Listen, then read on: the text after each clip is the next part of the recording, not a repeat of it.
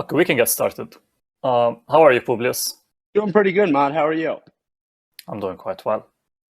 Before we maybe go off an update from the contributors, I wanted to start off maybe to talk about Seraph, and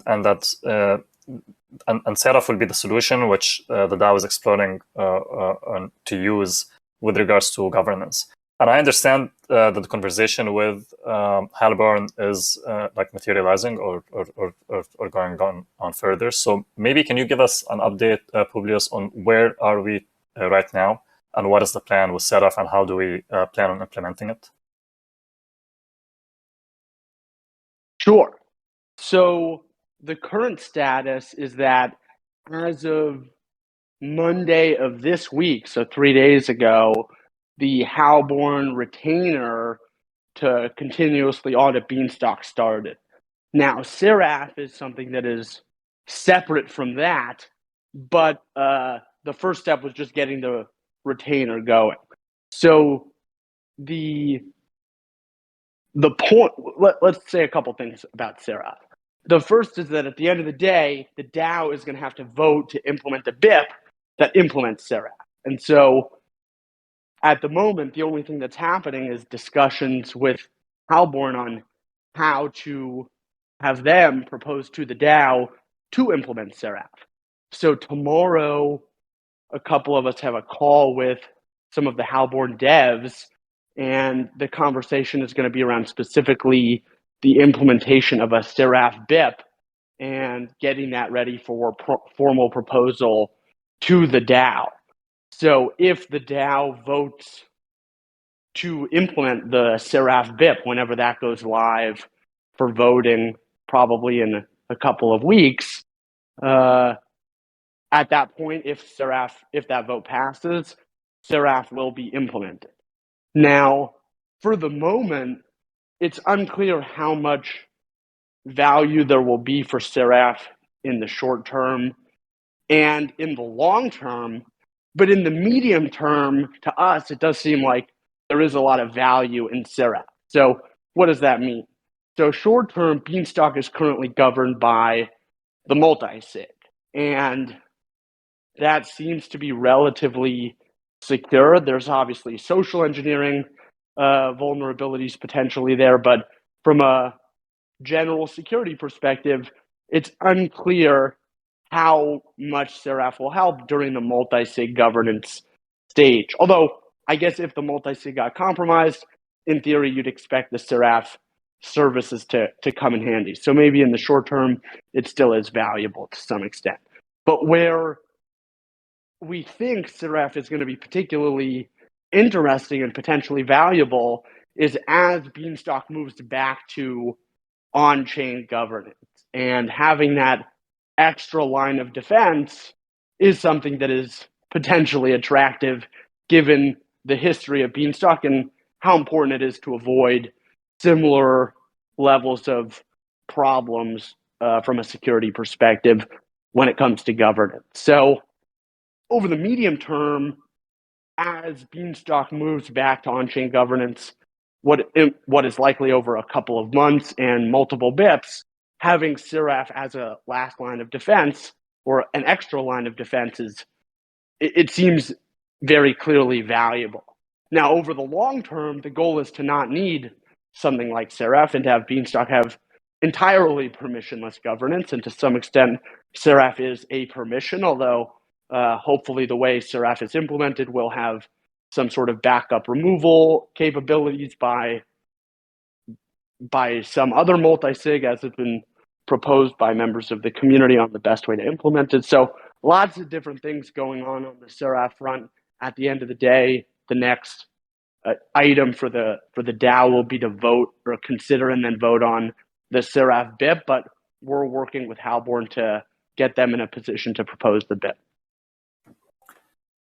So if I was to summarize that, the current status would be is that we have a BCM or a multisig that controls the protocol. Then we will have Seraph as a backstop or like as another layer of approval. And then there will be another multisig that has the power to revoke or remove Seraph. And once we go to on-chain governance, it will be then, on-chain governance with a backstop or a further approval of Seraph, and then a multisig that can also revoke Seraph. Does that summarize the intention or the idea correctly? That is a good summary, sir. Okay, sounds good. And when did you think again we might propose this to the DAO formally? Not sure. We'll have more of a sense of Halborn's timing for a call with their devs tomorrow. Okay, great. And while we were discussing Halborn, so Mr. Manifold is leading all of these discussions, and Seraph is part of it. The other parts are as auditing the protocol in general. Mr. Manifold, can we start with you maybe to give us what can we expect from Halborn, and what is the kind of work that they will be working on? Sure. So it's a new relationship in that this is the first time Beanstalk has kind of ever had a continuous auditor on retainer. So we are excited to kind of get in line with their pace of doing things, and there's a little bit of uncertainty. But that didn't. There was the omniscient retainer, but that that didn't go so well. Clearly. Totally. So we're hoping that we can kind of move in cadence here. It is a new relationship. As Beanstalk developers are putting out new code, and we have new things to audit. Our hope is that by having 3 streams to start, which is an upgrade to the 2 we initially anticipated using, there is plenty of bandwidth from Halborn to audit, and relatively quickly, we can push out new codes and get BIPs proposed. In terms of Seraph, I think Publius mentioned that pretty thoroughly. There isn't much to do on that front at the moment, besides some legal terms that need to get agreed upon. But after that, there will certainly be a BIP for the DAO to review. And there is also this future possibility, depending on how much output the DAO kind of ends up having, where we might potentially add even more streams if we find that 3 streams is a rate limiting kind of factor. So we're kind of open to evolving this relationship with Halborn. We're really excited to get it going, and this is an orders of magnitude, in my opinion, improvement to what Beanstalk initially kind of had in its first, let's call it pre-exploit, where, we didn't have this capability, and we were pushing out BIPs that weren't always audited. And so this is a really big leap for us, and it's quite exciting. And Manifold, correct me if I understand Seraph scope correctly, which is, sorry, not Seraph, Halborn. So Halborn audited the overall protocol. And what we're looking into right now is to have them audit all of the previous BIPs, and then also all of the future BIPs coming forward. Is that correct? Yeah, that's the game plan at the moment. So any new BIPs, any new code that is going to be proposed in the future, I think hopefully the DAO is aligned that Halborn should take a look at it first and audit it and make sure they're from their standpoint, it's ready for the DAO to propose formally. Yeah, to add on to that, instead of auditing the old BIPs, they've already, as you said, Mod, completed a full audit of the Beanstalk contract. And so they're only going to be focused on new BIPs as opposed to auditing old BIPs which were already a part of the full Beanstalk audit. Now, there are 3 streams at the moment happening simultaneously, one of which is a complete re-audit of Beanstalk.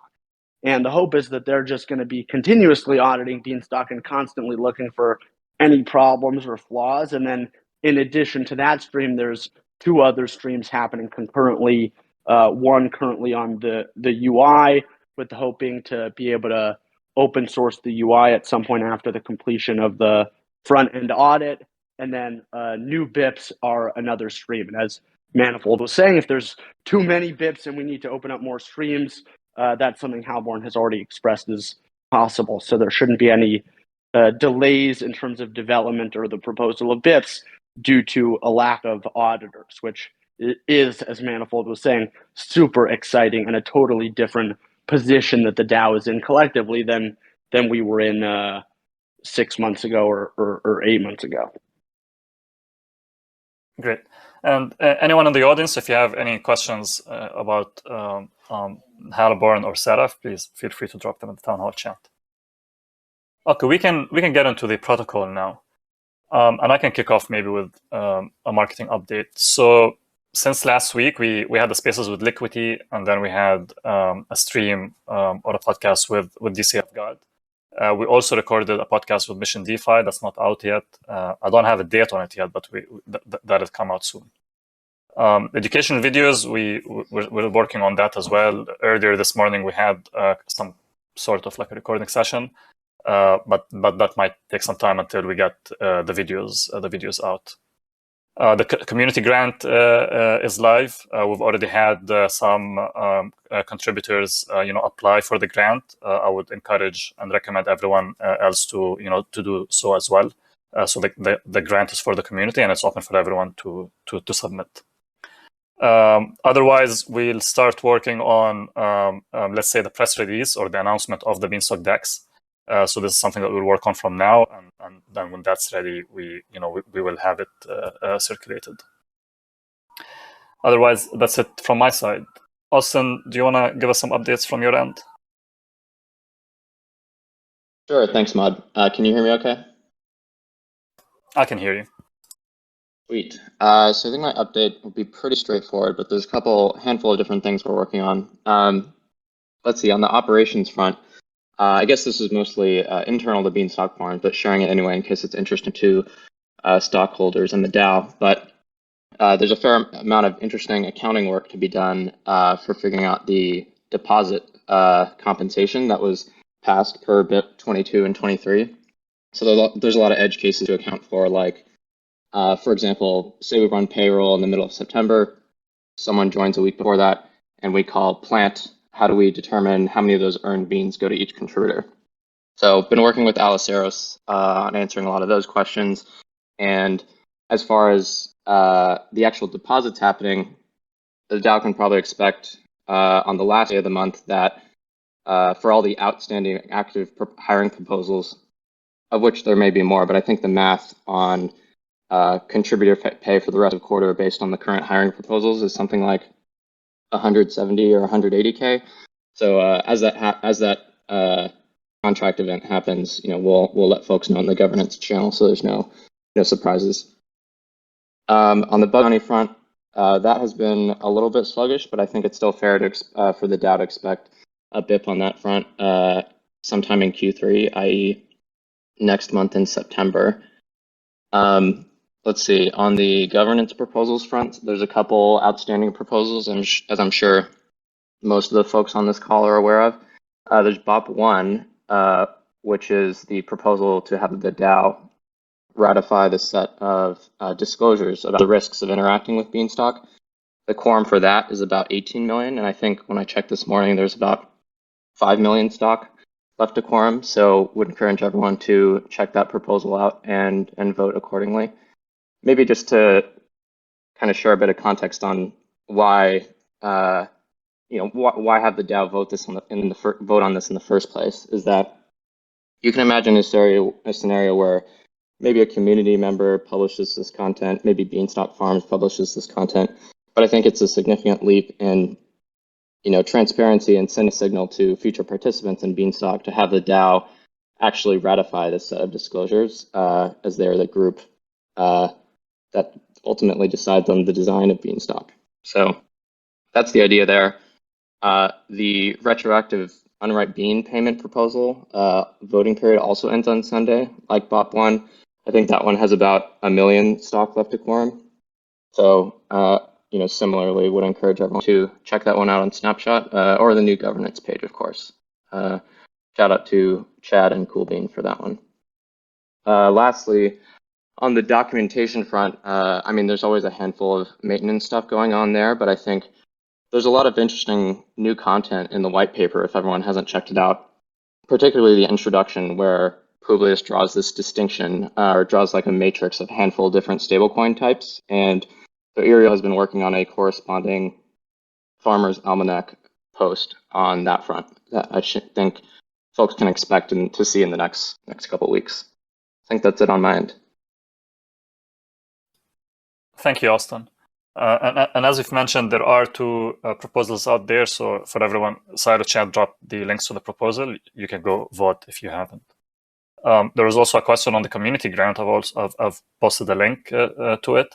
And I wanted to mention as well that the community grant it can also be things. So Dumpling has some ideas sometimes or oftentimes to like create, products that we think is interesting for the community. So things like that are also eligible for the grant. So if you have similar ideas, just reach out and we'll be happy to help with that. All right, Silo Chad, do you wanna take us through some updates from your end? Yeah, for sure. Thanks, Mike. So let's see. In the past week, we've had two major releases on the website front. The first is the governance page, which went out about a week ago. So if you haven't already voted on the outstanding proposals, you can view them and do so through the Beanstalk UI now. And that will be the case for all future proposals on the Beanstalk Farm snapshots and subsequent snapshot pages. So definitely check that out and give us some feedback in the UI feedback channel. We've also released some small tweaks to the website around governance and a couple other things, and had some internal updates in preparation for the Halborn audit, which will begin soon. So a lot of work going on internally there. The next big thing on my mind is really the market page. So we're working pretty hard to get a new market graph out. I'm gonna drop a tweet in the chat now for anybody who's interested in kind of getting a sneak peek here. In terms of how we're thinking about tackling making the market more usable, there's going to be a couple steps over the next month or so, with some of them coming out pretty soon. So first of all, from a analytics and visualization perspective, we're aware that having good market graphs is very important for users to understand, what listings and orders are available. This is something that was important on the last site that we're trying to play catch up and get it released as quickly as possible. So first step on the website front is having that graph completed. So hoping to have that done in the next couple of days so that people can start checking out listings and orders in that graph. Additionally, we're working with TPIC on a new analytics dashboard, which will, on one front, replace Dune using subgraph data. But with respect to the market, the market will be included on that dashboard as well. And we've got some really interesting new metrics that are going to be displayed there that are also linked on that tweet. So definitely take a look at that and let us know what you think. That should be coming out in the next couple of weeks. Beyond that, so yeah, getting ready for the Halborn audit to kick off. That should be sometime in the next week or two, and we'll keep you all posted through these meetings. And yeah, just in general, happy to answer any other questions and give us some feedback in the UI updates channel or the UI feedback channel if you have any. Thank you, Chad. I'm pretty excited to see this come live. Sweet Red Beans? Yeah, I can. So, as far as UI, we got some tests. I think you might be cutting out. Let's see. How's this? Is this better? Better. Okay, perfect. Let me know if I cut out again, and I can type out a message if that's easier. As far as UI done this week, made some changes to the forecast page, which hopefully we'll see go live soon. Just basically added a few metrics. Took some feedback from Publius and from that DCF God call. Hopefully we can. We did a kind of reorganization of that bottom component on the forecast page to properly kind of represent the value sitting in the curve pool. So hopefully that doesn't confuse people anymore. Let's see. Designed a new component for the silo detail page, and that will kind of work together with the DEX. So when you select a whitelisted token in the silo, we should have some more information as far as like how much value is deposited into that token, and some fun graphics to go along with that. And then finishing up the design pattern for the kind of the DEX Pool Explorer and hoping to have the UI more or less kind of getting close to high fidelity in the next week or so regarding the DEX. So that's kind of my focus for the next week or so is basically the DEX, and then with any remaining time, kind of looking to start some progress on the not the pod marketplace graph that Chad talked about, but the next pod marketplace with the new pricing curves. So excited for that as well. Happy to answer any questions if anyone has any. Thank you, Sweet Red.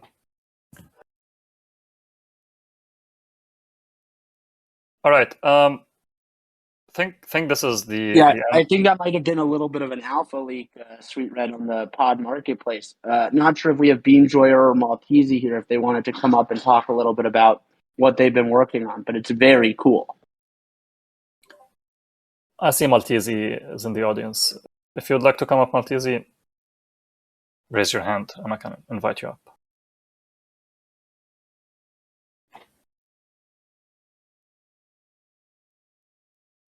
Okay, before ending this meeting, we had a question or a comment sent from Benji. And he highlights that, after the Tornado Cash sanctions, let's say, there are, outflows out of the protocol. And we know that the exploit, our funds, were transferred into Tornado Cash.